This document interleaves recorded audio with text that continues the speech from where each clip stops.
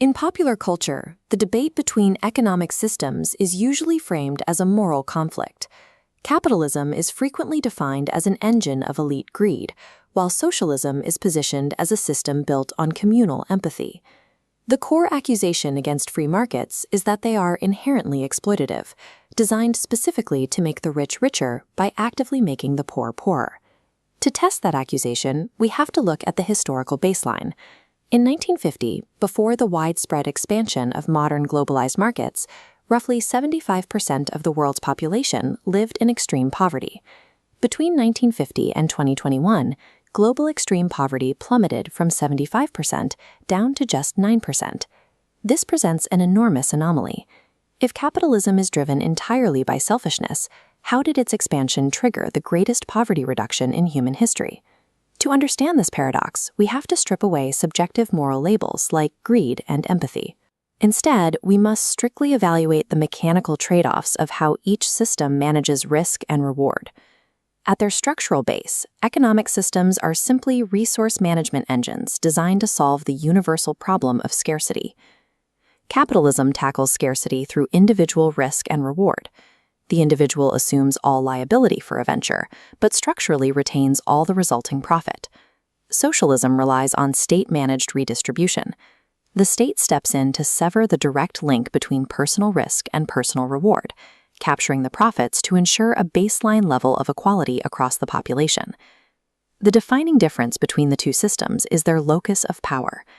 The locus of power is the specific point in a system where ultimate decision-making authority resides.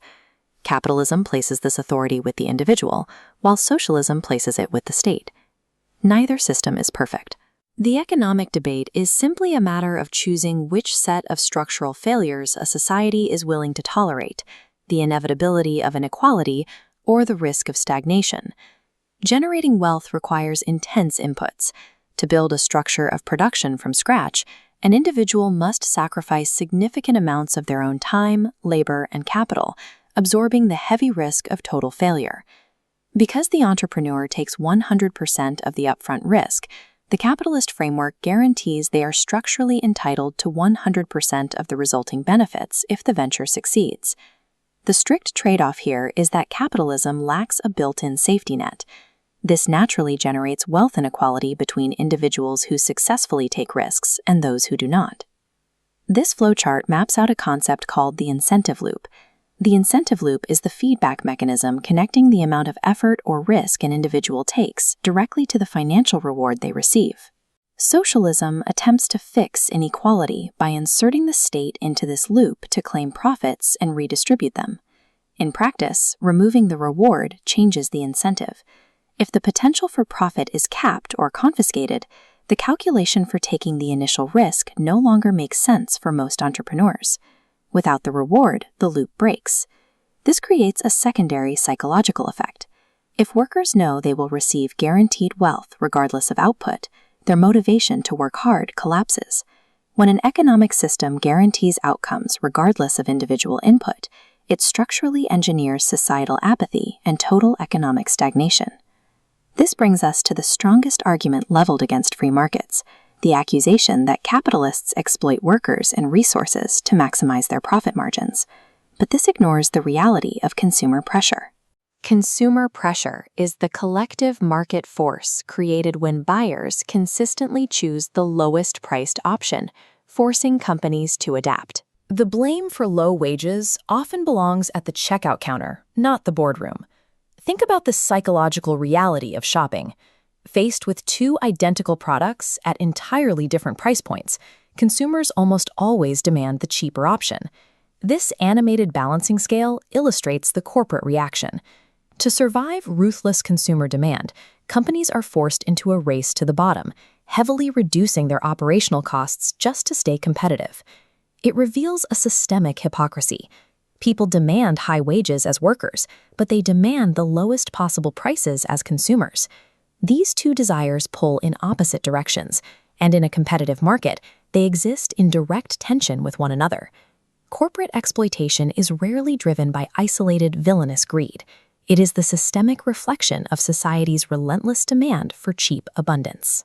Ultimately, evaluating these systems requires answering the final question of governance. Who actually gets to decide the value of labor and the distribution of goods? Capitalism operates on radical decentralization. The individual holds ultimate authority to choose what they consume, where they choose to work, and how they spend money. Socialism operates on radical centralization. To enforce total economic equality, the state dictates all earnings, controls all industrial production, and manages citizen consumption. Concentrating this much economic power in the hands of the government creates the structural capacity for total control. When the state dictates every transaction and holds the purse strings, the individual loses the primary means to act independently of the political regime. Furthermore, centralized planning consistently fails to meet human needs. Instead of utopian equality, it results in massive shortages, leaving populations dependent on inadequate state rations.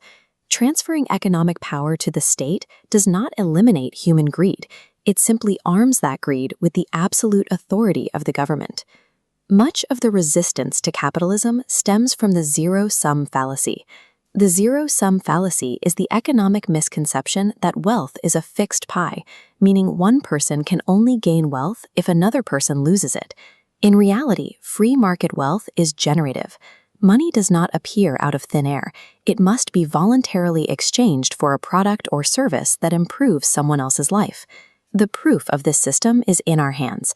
The smartphones and global networks we rely on every day represent massive R&D breakthroughs that were driven by the promise of market success and the competition to serve the consumer.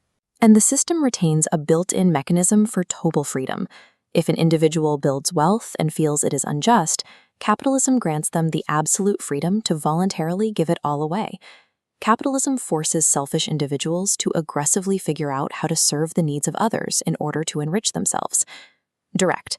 If you are an optimizer who demands 100% control over your inputs and the strict right to keep your rewards, capitalism is your only viable environment. If you prioritize societal innovation, individual liberty, and personal responsibility over guaranteed equity, the free market framework perfectly aligns with your values. This comparison matrix highlights the core trade-offs. Capitalism will always feel antagonistic to anyone who expects equal outcomes regardless of effort, or to anyone who refuses to accept that freedom includes the freedom to fail. The alternative to accepting these individual risks is surrendering your agency to a state that will dictate your limits in the name of the common good. In a truly free market, the ultimate power and the heavy burden of responsibility for your own survival rests entirely in your hands.